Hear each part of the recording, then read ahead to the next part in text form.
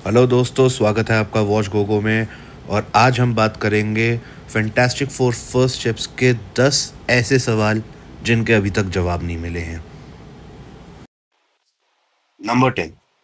क्या बेन और रेचल एक कपल बनेंगे?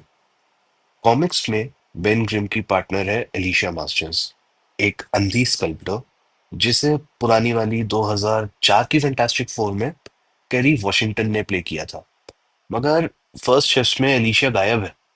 शायद मार्वल ये नहीं दिखाना चाहता था कि सिर्फ कोई अंधा इंसान ही बेन से प्यार कर सकता है। इसलिए फिल्म मेकर्स ने इंट्रोड्यूस किया एक ओरिजिनल कैरेक्टर, रेचल रोजलिन, जिसे नताशा लियोन ने प्ले किया है। उनके बीच अट्रैक्शन क्लियरली विजिबल है और बेन पहला स्टेप भी लेता है, लेकिन रिलेशनशिप की स्टेटस स्टिल अनक्लियर है। The thing. Is this dork made of orange rock like the rest of his body? It's a superhero secret. Number 9। सू और जॉनी के डैड का क्या हुआ?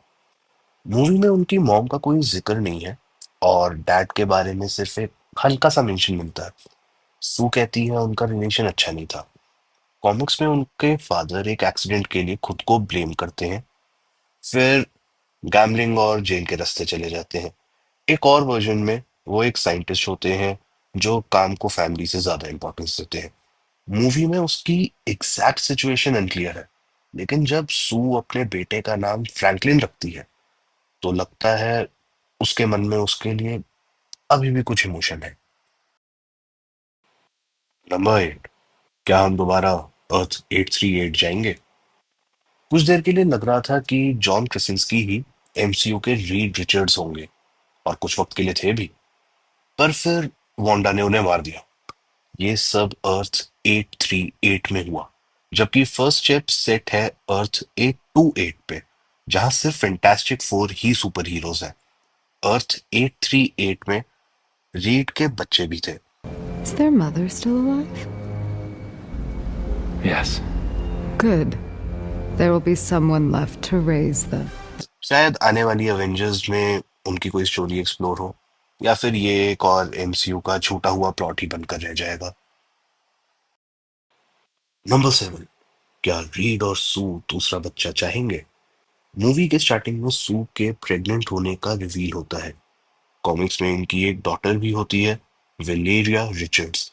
उसका भी काफी मुश्किल होता है बर्थ, और सू को लगता है मिसकैरेज हुआ है। फ्रैंकलिन अपनी बहन को बचाने के लिए उसे दूसरी रियलिटी में भेज देता है, जहां एक ऑल्टरनेट सू और डॉक्टर डूम उसे रेज करते हैं। अगर टाइम ट्रैवल आया पिक्चर में, तो एक बड़ी वेलेरिया एमसीयू में कभी भी एंट्री कर सकती है। नंबर 6। डूम ने लैटवीरिया कब टेक ओवर किया? मिड क्रेडिट सीन में डॉक्टर डूम की एक छोटी सी ग्लिम्स मिलती है। यूएन मीटिंग में लैटवीरिया का रिप्रेजेंटेटिव मिसिंग होता है। कॉमिक्स में डूम का ओरिजिन फैंटास्टिक फोर्स से बहुत ही लिंक्ड है, लेकिन फिल्म में वो इनके स्पेस मिशन का पार्ट ही नहीं है। मतलब क्या वो इन्हें ऑलरेडी जानता है? ये अभी क्लियर नहीं है। नंबर 5। क्या नॉरिन रैड इस यूनिवर्स में एग्जिस्ट करता है? कॉमिक्स में नॉरिन रैड ही सिल्वर सर्फर बनता है, गैलेक्टस का हेरन। फर्स्ट चिप्स में शैलाबेल, जो कॉमिक्स में रैड की लवर और प्लैनेट की एम्प्रेस होती है, वो सिल्वर सर्फर बनती है। हो सकता है कि शैलाबेल और रैड का एक बच्चा हो, और सर्फर का रोल उस सैक्रिफाइस का हिस्सा हो। बट अभी तक ये सीक्रेट ही है कि नॉरिन रैड इस यूनिवर्स में है भी कि नहीं। नंबर 4। गैलेक्टस कहाँ गया? रीड गैलेक्टस को दूसरे डायमेंशन में भेजने का प्लान बनाता है। जब वो फेल हो जाता है, सर्फर खुद को और गैलेक्टस को एक पोर्टल के थ्रू ले जाती है। प्लैनेट तो बच गया, लेकिन गैलेक्टस अभी भी कहीं बाहर ही होगा। क्या वो अर्थ 616 गया है? नंबर 3। वो स्पेस क्राइसिस क्या था?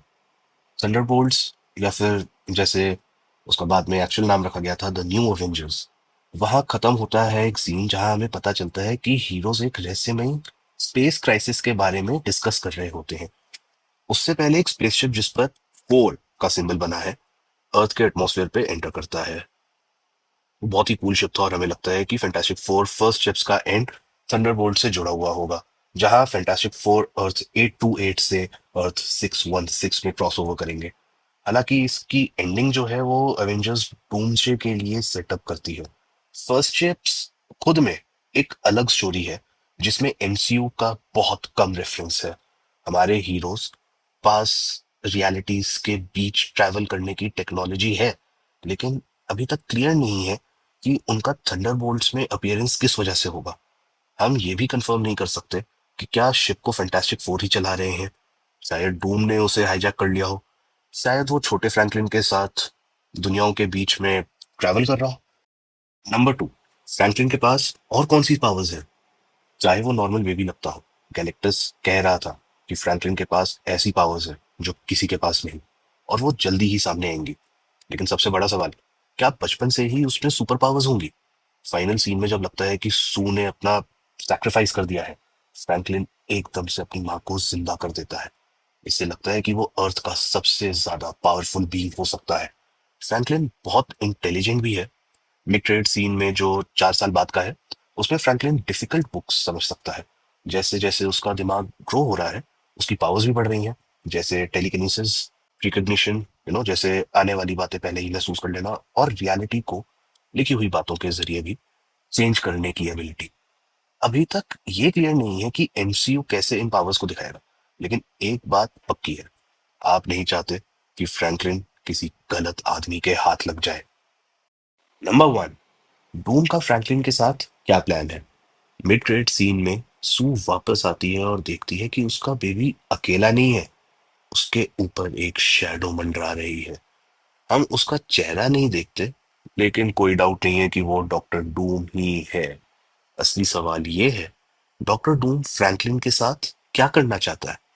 चाहे फ्रैंकलिन अभी तक अपनी पावर्स दिखाता नहीं है, लेकिन वो जरूर रियलिटी वॉर्पिंग जैसी एबिलिटीज सीख सकता है।